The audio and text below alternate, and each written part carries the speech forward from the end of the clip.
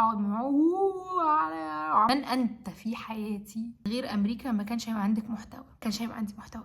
bad news for the haters. هو حرام، ما عندوش حياه، يقعد يطلعك يطلعك يطلعك يطلعك وبعدين ينزلك على امره غالبا ما يشوفها في حياته. ليه؟ روحي اعملي شعرك عند الكوافير. النفس يا ربي بتهزقها وبتجلدها طول الوقت. اهم شيء عنده هو نفسه، بس خبأسه هو بقى.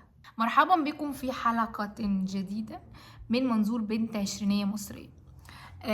عايزة بس اتكلم في 3 نقط قبل ما نبتدي موضوع الحلقة دي. اول نقطة، في ناس بتقولي انتي من غير امريكا ما كانش هيبقى عندك محتوى، وانا احب ارد على هذا السؤال شديد اللهجة ان انا اقول ما كانش هيبقى عندي محتوى. السفرية 7-8 سنين دي لو انا ما كنتش مريت بيها، ما كانش هيبقى عندي اي وعي، ما كانش هيبقى عندي اي تجارب حقيقية صادمة مع الحياة ان انا اتكلم فيها، ما كانش هيبقى في الشخصية اللي قاعدة قدامكم بتتكلم دي اصلا يعني. So this is good news for the people who like me and bad news for the haters.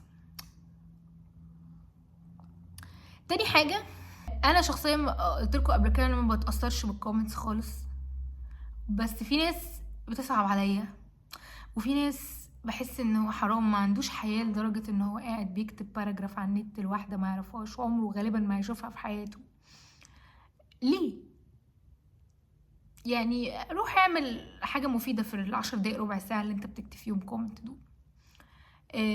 تالت حاجة، اكتشفت ان الطريق للثقة في النفس، الثقة الحقيقية مش الثقة اللي الناس بتتكلم عليها اليومين دول، اللي هو روحي اعملي شعرك عند الكوافير، روحي اعملي ضوافرك عشان تحسي ان انتي واثقة في نفسك. طبعا المظهر مهم، فثقة الانسان بنفسه لما يبقى عارف ان الناس هتبصله بصة حلوة. ما اقدرش انكر خالص ان المظهر مش مهم، بس هو مش ده المفتاح، مش ده مفتاح الثقة في النفس.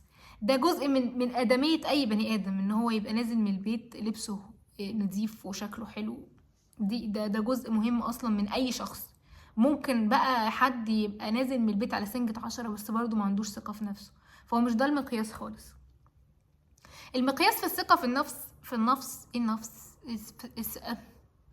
يا ربي، المقياس في الثقة في النفس يا صديقي ويا صديقتي هي الرواية اللي انت كاتبها عن نفسك.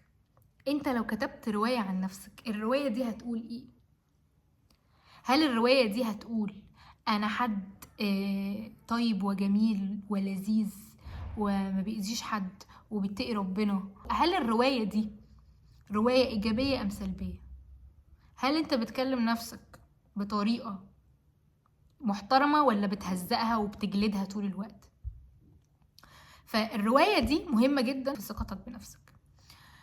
وتاني حاجة، لازم تفهم سيكولوجية البني آدم عشان تعرف الناس اللي حواليك تستاهل ان انت تقعد شايل هم رأيهم فيك ولا لا.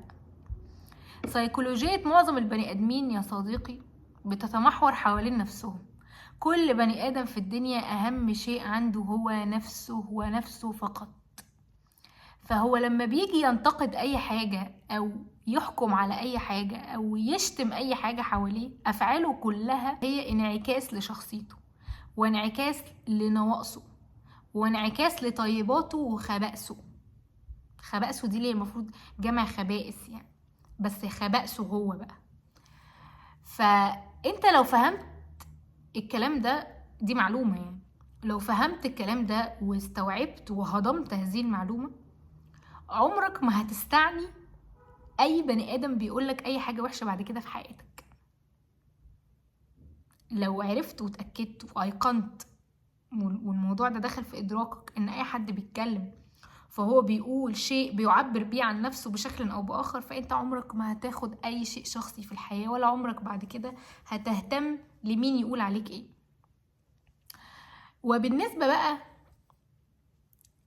للناس اللي بتقولك انا دايما بيتبصلي في عيلتي ان انا شخص ضعيف الشخصيه، دايما بيتبصلي في شغلي على ان انا شخص كسول وغير منتج، دايما جوزي بيبصلي على ان انا على طول مقصره في اي حاجه ودايما يلومني ويعاتبني وهكذا. انا في الظروف اللي زي دي اللي مريت بيها، يعني مثلا انا لما اشتغلت في المطاعم في امريكا هاخد ده كمثال لانه انتوا حاجه كلكم اتفرجتوا على الفيديوهات وعارفينها. انا كنت بتعامل مع العرب، وزباين الاماكن دي كانوا عرب، والعرب ما بيفكروش زي الامريكان. العرب بالنسبه لهم اللي شغال في مطعم ده شخص ايه، غلبان وعلى قده ومحتاج يشتغل، وشايفين ان الشغلانه دي شغلانه عيب وشغلانه ما تصحش وبتاع. فكان نفس الفكر بتاع مصر، الفرق الوحيد ان احنا على ارض امريكيه ليس اكثر ولا اقل. فانا لما كنت بشوف النوع ده من البيهيفير اللي هو بيعكس تفكيرهم عليا، ما كنتش بحاول اقاوم خالص الفكرة دي، لان ده فكرهم. هم اتربوا على ان الشغلانة دي كده، اتربوا على ان اللي بيشتغل في المطعم ده كده. فخلاص انا هقاوم الفكرة عشان احاول اثبت ان انا مش نفس الشخص اللي هم بيفكروا فيه. طب وهستفيد ايه؟ فكنتش بقاوم الفكرة خالص، كان عندي استسلام فظيع لأي شيء هم عايزين يفكر. أيا كان انت بتفكر فيا ازاي، رأيك فيا دي حاجة تخصك ما تخصنيش، فأنا ليه أتحمل مسؤوليتها؟ تفهمين قصدي؟ ولا أنا هعرف أتحكم في تفكيرك فيا؟ أنا مش هعرف أقعد وأعمل لك عمل بس يعني إيه اللي أنا ممكن أعمله هيخليك تغير تفكيرك؟ إلا بقى إن أنا لو قعدت أعمل محاولات إن أنا أثبت لك إن أنا مش الشخص ده، وممكن معرفش برضو اثبت لك في الاخر. واثبت لك ليه؟ يعني اثبت لك ليه؟ من انت في حياتي؟ نفترض بقى ان تقولي لا، طب ما ممكن يبقى شخص مهم في حياتي، ممكن يبقى جوزي، ممكن يبقى اخويا، ممكن تبقى امي. ماشي، برضو ده فرق في ايه عن اي حد تاني؟ مامتك شايفاك بشكل معين، باباك شايفك بشكل معين. عامة هما الاب والام البني ادمين الوحيدين في الحياة اللي يستاهلوا ان انت تثبت لهم ان انت ابن صالح، ان انت حد كويس يعني. بس اي حد تاني في الحياة رأيه فيك مش مهم. هتقولي لا رأي الناس مهم، قولي مهم في ايه؟ انت اقعد فكر مع نفسك، لما يفكروا فيا ان انا كذا انا هتضر في ايه؟ ما يفكروا. في قناعة تانية بتاعت برضو انا واحد عامل اللي عليا، بعمل اللي عليا في حياتي، I work hard، براعي ربنا، عندي ضمير في شغلي، مش عايز حاجة. خلاص انا قفلت معايا على كده. اي تفكير، اي فكرة زيادة عن الافكار دي هتبقى بالنسبة لي مضيعة للوقت وللجهد. فانا لما اكون عارف ان انا مش مقصر، I don't need to do anything extra، مفيش اي حاجة تانية زيادة انا ممكن اعملها، فساعتها رأيك فيا هيبقى ولا هيقدم ولا هيأخر. رأيك فيا هيبقى بيقاد ضغط، هيبقى بيزود ضغط عليا ان انا محتاج افضل طول الوقت اجري عشان اوصل لتوقعاتك فيا. طيب انا اقولك على حاجة، حتى توقعاتك فيا مش انا اللي حطيتها، انت اللي حطيتها في دماغك. مين قالك تحط التوقع ده عني؟ فهي برضو مشكلتك مش مشكلتي. فدي نقطة let's get it out of the way. تالت حاجة بقى مهمة قوي لازم تبقى عارفها كويس قوي، وبرضو دي جزء من سيكولوجية البشر. زي ما قلت لك كل الناس تفكيرهم في نفسهم بيغطي على تفكيرهم في اي حد تاني في حياتهم. فالشخص اللي الايجو متملك منه وتفكيره في نفسه طاغي على كل شيء في حياته لا يملك إلا أن يقارن نفسه بالآخرين، لا يملك إلا أن يقارن نفسه بكل الناس اللي حواليه. وإيه اللي بيحصل لما يقارن نفسه؟ يغير. لو الناس اللي حواليه أحسن منه في جانب واحد من جوانب حياته يغير، وبعد الغيرة يحصل الحسد والحقد. طيب تقدر تنكر إن جزء ولو حتى فرد من 5 أفراد بينتقدوك بشدة وبيكرهوك وبيتكلموا عليك وحاكمين عليك بأحكام معينة، تقدر تنكر إن ممكن واحد فيهم على الأقل يكون غيران منك لأن انت عندك حاجة مش عنده؟ هل تقدر تنكر ده؟ ما تقدرش تنكر ده، ولا أنا أقدر أنكر ده، ولا أي حد في الدنيا يقدر ينكر ده. فلو جمعت ال3 أفكار دول مع بعض، إن الشخص اللي بيعمل أي فعل هو انعكاس لنفسه ونواقصه وخبائثه وطيباته في نفس الوقت، وتاني حاجة، ان اي حد بيفكر فيك اي تفكير او حاطط عليك اي توقعات او حاكم عليك باي احكام، فدي مشكلته مش مشكلتك، دي حاجة جوه دماغه لا تمتك انت باي صلة.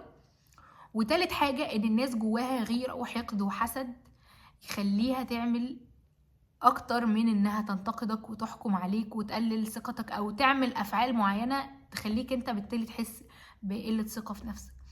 التلات حاجات دول لو فكرت فيهم كويس وتمعنت فيهم كويس وفهمتهم وادركتهم، عمرك في حياتك ما في كلمة هتتقال هتأثر فيك لا حلوة ولا وحشة. وحاول ما تتأثرش بالحلو اكتر من الوحش، لان انت ممكن الحلو يقعد يطلعك يطلعك يطلعك يطلعك وبعدين ينزلك على جذور رقبتك. فانت خليك انسان انا عارف نفسي، مش عايز اسمع لا كلام حلو ولا كلام وحش. والله عندك كلمة حلوة اقولها كتر خيرك شكرا ثواب واخدته عند الله، قلت كلمة وحشة ف I don't care. من انتم؟ من انتم؟ شايفكم. كل الناس بقى اللي بتتكلم على ان الثقة في النفس هي المظهر واتكلم ازاي وافرد ظهري واتني ظهري ودي بادي لانجوج، كلها حاجات ظاهرية. بادي لانجوج وفيزيكال ابييرنس كلها حاجات ظاهرية.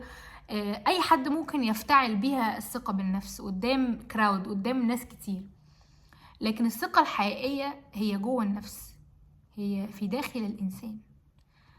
البودي لانجوج بتديك احساس معين، المظهر بيديك احساس معين انت كليك انت، ولكن في الاخر اللي باقيلك هو اللي جوه. يوم ما هتعدي بكام يوم وحشين، شكلك فيهم يبقى وحش، ولا شعرك فيهم يبقى مش حلو، ولا بشرتك فيهم يطلع لك كام حبايه، ولا اعوذ بالله يجيلك اي حاجه عامه تخلي شكلك يتغير، فانت المفروض بقى ايه؟ تحس احساس وحش عن نفسك وثقتك في نفسك تقل؟ لا طبعا، دي حاجات ظاهريه مهمه، ولكن ظاهريه يعني سطحيه من بره من على الوش. لازم تشتغل على اللي جوه، عشان هو ده الصلب، هو ده القوي، هو ده الحقيقي، وهو ده اللي باقيلك. عايزين تجربوا كلامي ده وتشوفوه هينفع ولا لا؟ اوكي، بس ما تجيش تقولي لا وتعارضني في الكومنتس وانت ما جربتش، عشان انا بقولك هو انا نتاج هذه الافكار، انا نتاج هذا الادراك. انا ما كنتش الشخصيه اللي انا قاعده بتكلم معاكم دلوقتي دي. ونلقاكم في حلقة جديدة من منظور بنت عشرينية مصرية. والحلقة الجديدة ان شاء الله اوعدكم انها تبقى في شيكا بيكا، بس يعني دي بنفصل بيها كده، بنعمل بريك توعوي كده ونرجع تاني.